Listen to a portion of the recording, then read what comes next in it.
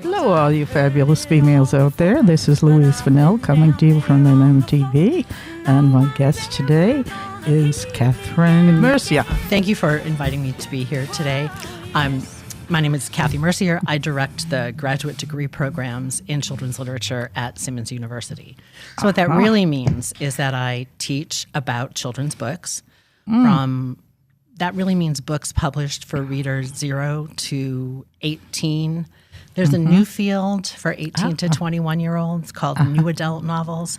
I don't teach too much in that. We're really looking at books published for young people, ages 0 to 18. And within that range, my sweet spot and my heart falls to the picture book.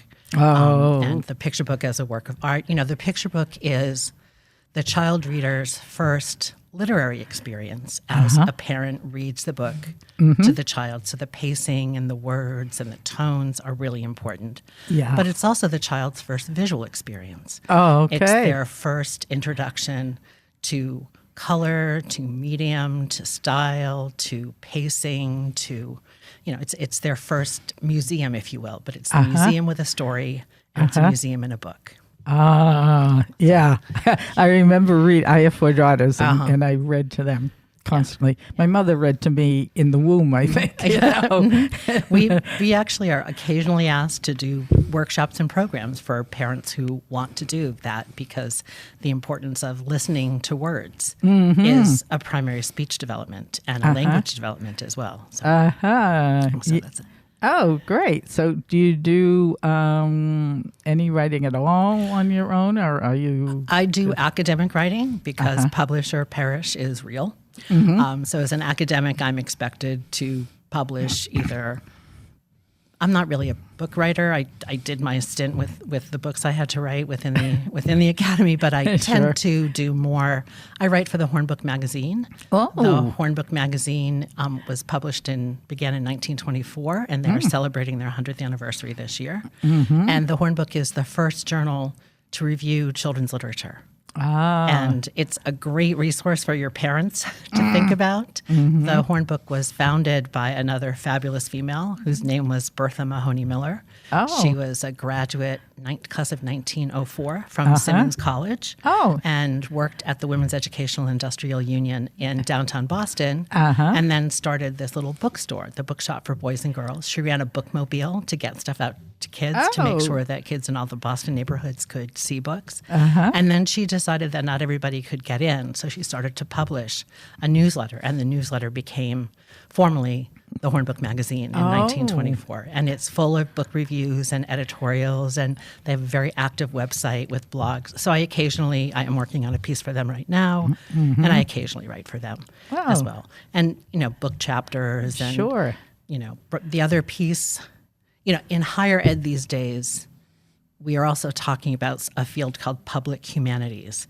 So the traditional academic, which is what I consider myself, who teaches, does research and writes about that research and disseminates that research, and also works with students in advising capacity and as a mentor.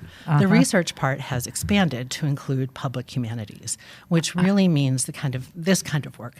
How do you celebrate the humanities in podcasts, in radio? How do you celebrate the humanities in a public forum where you're talking about your work in the humanities to a wider audience, not just an academic audience? Oh, great. Because my audience, I think, is mainly women who are over 60, anyway, that kind of thing. And something popped into my head, and if this is off the mark, just say so. Sure.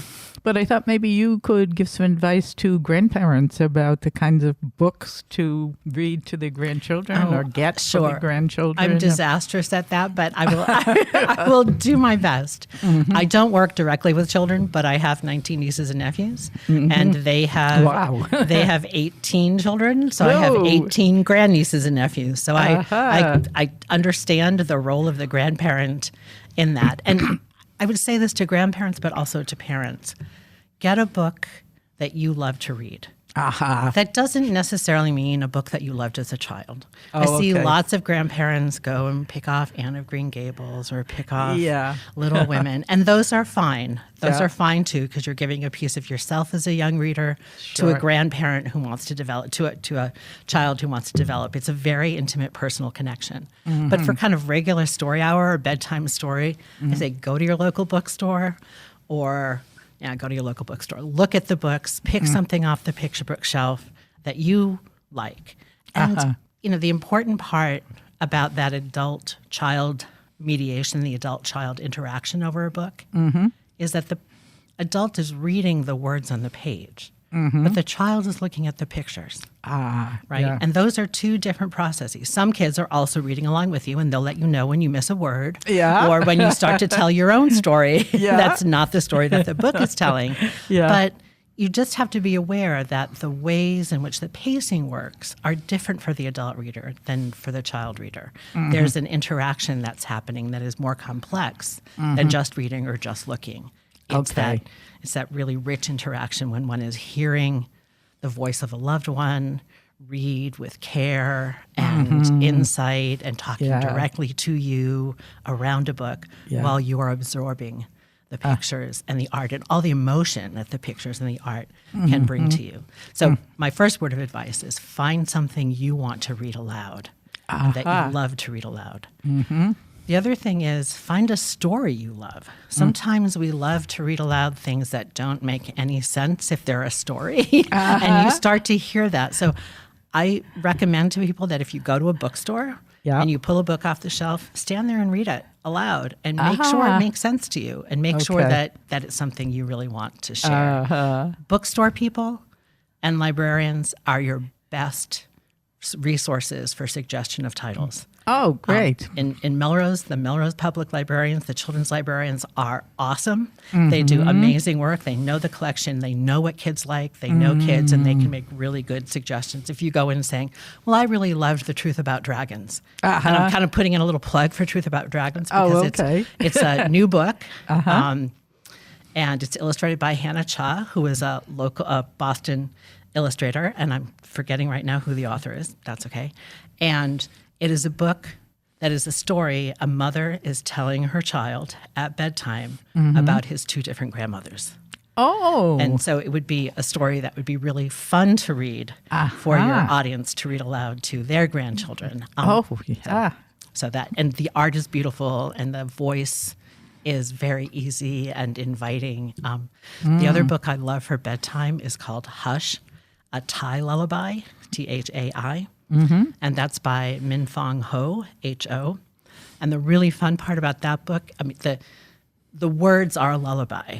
They're repetitive, they're soothing, but the art is exactly the opposite. In this story where a mother is trying to get her son to go to bed, he's going all over the place in the art. So every picture, the child has to find where that kid is hiding, while the mother is saying, come on, go to bed. Come on, go to bed. And I think that's often the experience we have, right? So those two books are two of my favorites right now. Yeah, they sound neat. They're great. They're cool. Yeah, I had a favorite, and just probably doesn't appeal to anyone anymore, but I used to love to read to my kids, The Pokey Little Puppy. Oh, I love Pokey Little Puppy. Yes, that was one of the early golden books. So golden books are a whole phenomenon in children's book publishing. It's a whole other lecture, but I really grew up reading golden books because golden books were published very inexpensively. They were the books you found on the grocery store as you exited, those last-minute impulse buys. Right, yeah. Instead of gum, my mother would pick up, a golden book. Often, when I was growing up in the mid-'60s, they were those books were 39 cents. Wow. For one book. So you could afford to buy it and bring it home. But they were the picture book design. Yeah. And they were actually illustrated by some of the most famous picture book illustrators. So Garth Williams, who illustrated Charlotte's Web. Oh, yeah. And he illustrated Little House on the Prairie. Got his start in golden books. Oh. And Leonard Weisgard is somebody else who's a name that's important to me as an academic, but people don't know his name, but they know his work because it really became his start in children's picture books. So Yes. Pokey Little Puppy is a wonderful, time-tested, wonderful story. So, yeah. I still love it. If you have a first edition in that Golden Book version, hold on to it. I don't. I don't. Everything is kind of gone as the moves occurred, you know. And they didn't really, they were printed inexpensively on almost on newsprint, a little bit better than that, but they didn't really last the test of time. Yeah, right. Much. Yeah, the stories did. Yes, but the no, books themselves I didn't. loved that, and one of my daughters took me to the Eric Carle. Oh yeah, and that was such fun. And was it Caterpillar? The Very Hungry Caterpillar. Eric published The Very Hungry Caterpillar. So yes, Eric Carle is one of my home away from home. I'm currently curating an exhibit of original children's book art for them. And I was on the board of the Carle for 6 years, and I continue to be on some of their committees. I'm out there. I'm going out on Sunday. I'm out there probably once every 2 weeks. Oh, wow. Our children's lit program is offered here in Boston on the Simmons campus, but we also offer 2 courses in the entire graduate program at the Eric Carle Museum. So students in Western Mass can come there to take it. Yeah. The really fun part about that, if you have ever read The Mixed Up Files of Mrs. Basil Lee Frankweiler. Oh, I haven't. In which the 2 kids are left alone in the museum after dark. Oh. That's exactly, to teach at the Eric Carle Museum, we meet in the late afternoon after the museum is closed. There's nobody else in the building except the 10 or 12 of us sitting in the inner library studying and talking about children's books. It's really quite amazing. What fun. So it is a place everyone should go to. They have so much to do. There are always 3 exhibits. Yeah. One is always Eric Carle all the time. And Eric gave his fortune to found this museum because he felt so strongly that the children's book community of children, but also teachers and librarians, had given so much back to him in terms of buying his book, encouraging him to be an artist, that he created this museum to serve them and to foster their interest in art. So one hall is always Eric all the time. The other one is a middle gallery that has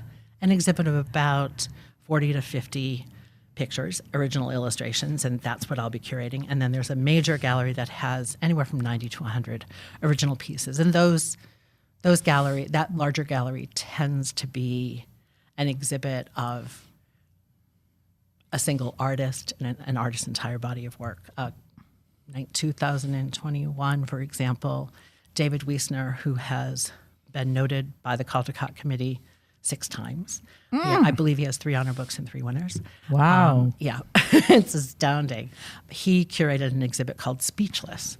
And Speechless is about the wordless picture book, or the picture book without speech in it. And there are so many of those right now, and they are wonderful to read with your grandchildren because there are no words, and it's the place where you can release control as an adult and simply ask questions. You tell me the story and let the child move through the pages. One of those books that I love is called Journey, and it's by an artist named Aaron Becker, who lives in Western Mass. And it is about a journey. It's about a fantastical journey. But it opens with a character who's holding a purple crayon. And that might call to mind Harold and the Purple Crayon. And the child with the purple crayon encounters a girl. I shouldn't say girl. Another character, I read her as female, who's holding a red crayon. And so you begin to see her create her journey into, and this is the story of her fantastical journey. But it doesn't have any words; it's all pictures, and so children can imagine themselves there. They can imagine, they can focus on whatever part of the page they want to. There's no right answer or wrong answer, but they get to narrate themselves. Oh, I love it. Really I wish my grandkids were younger. I only have young ones in California now. Well, you can probably, that's what Zoom is for these days, right? For your kids to be on Zoom and you to be there and holding up the picture books and flipping through the pages with them that way. Yeah, that's a great idea. I wanted to ask you, what does a curator do?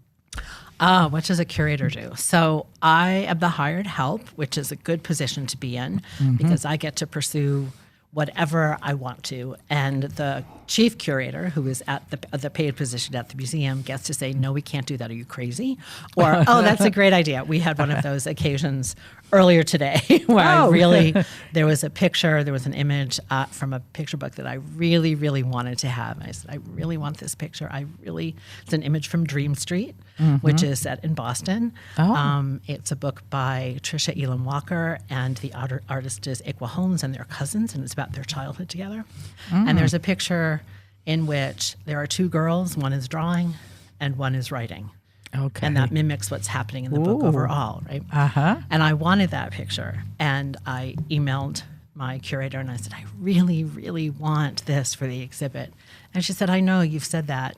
I said, no, I really, really want this. And she said, I think the problem is that we can't find that art because illustrators, if they're doing a 32-page picture book, they have many, many, many pieces of art that go into making that 32-page picture book. And many will sell them, either as individual pieces or they will sell the entire book. Okay. And so I said, well, how about, I know you think all of those pictures have been sold. How about if I write to the illustrator and ask her if she knows to whom they were sold? So I'm waiting to hear from the illustrator. I'm hoping we might be able to get one of those pictures. I'm not sure. So the curator, the chief curator, gets to say, that's a nice dream, but it's not going to happen. And my job is to do the dream. So as an invited curator, I'm called a guest curator. As a guest curator, I come up with a theme. I select a wide range of images that I want to show. I go over those images with the chief curator, and then the assistant curator will come in and we will talk about design and all of that. So it basically is, if you can imagine it this way, you have a stack of your favorite picture books of all time, and you're picking one image from 40 of those books, just one, with that can hang on the wall without the words and tell and be somehow thematically connected. Oh, wow. So that's what I'm doing. My exhibit is titled Metafiction. No, that's not the title. The title of the exhibit is Playing with Pictures, Metafiction. And metafiction means fiction about fiction, stories about stories. So this exhibit will be pictures about pictures. Ooh. So like Harold and the Purple Crayon. In Harold and the Purple Crayon, Harold is creating his own pictures. Those pictures are in a picture book about pictures. Sure. Right? So it's those kinds of stories that we are using, again, a variety of single illustrations that will thread through that middle gallery. And my job is to write a framing essay that'll appear on the website when the exhibit opens. So here's what to expect. I'll talk about some of these images. I'll talk about ways to think about and ways to interact with these for adults and for children. And then I write what are called chat labels in that follow each picture. So usually 50 to 100 words about how to think about the picture. So for me, it will be things like, in this picture, what is Harold doing with that purple crayon? Right? Or, we won't have any pictures from that book, so I think that's pretty safe to say. Or where do you see, it'll be a little bit of a Where's Waldo for me to get people to look for certain things in those books that connect to other things in the books across. And can you tell everybody where and when this exhibit is? Oh, sure. The exhibit is at the Eric Carle Museum, which is in Amherst, Mass. It's not that far. It's an hour and 40 minutes. I drive it all the time. Okay. They have a beautiful, beautiful outdoor meadow called Bobby's Meadow. Bobby was Eric's wife and a co-founder of this museum. She really wanted to pursue his dream. So there's a beautiful outdoor meadow with lots of activities for kids to do. In the museum itself, there are, again, the 3 galleries, and there's also an art studio and the most amazing picture book bookstore you will ever find. So there's also things to do there. There is an active library that has story time. So before you go to the Carle Museum to see an exhibit, check their website and look at what else might be going on that day. Maybe you can catch a story time with a visiting artist who's going to read and talk about their work with you. Maybe you can book in particular time in the art studio to do an art activity with your kids, as well as go on a beautiful sunny day so you can sit outside in Bobby's Meadow and eat as well. The exhibit opens on May 4th and will be open throughout the summer and into the early fall. And is there a charge for it? It's the museum entry fee, which I think is I can't remember. I think it's, I'm sure it's on the website. I'm sure it's on the website. Yeah. Okay. I see we're going over a little, which is no problem. Do you have a final? It sounds like you just gave an incredibly wonderful final. Yeah. Well, speech, obviously, picture books are my heart and soul. The other part of what I do, because I teach about children's books, is I get to wake up every day, and go to work and work with other people who love children's literature as much as I do. Oftentimes, those of us in children's lit who are adults are asked when we're going to grow up and start reading for ourselves. I can assure you I read for myself. But it's the only place I know where you don't have to apologize for taking children seriously as an audience, for wanting to give to them the best possible verbal and visual experience they can have. I have been at Simmons for going on 41 years now, and I have never not wanted to go to work. I'm not kidding. I wake up every day excited to meet my students, excited to hear what they want to do with children's books, excited to talk about the writers, about what they're writing, what their new ideas are, excited to talk about the teachers and librarians, about the programming they're going to create for children and young adults. So it is a sheer pleasure to be in this field and to know that the students I'm working with know kids really well and want to bring to kids the best possible work of art that they can. This has been fantastic for me, and I hope it has been for all of you out there and for you. And this is Louise Fennell from Fabulous Females coming to you from mmtv, and I hope that you'll all get to see that exhibit.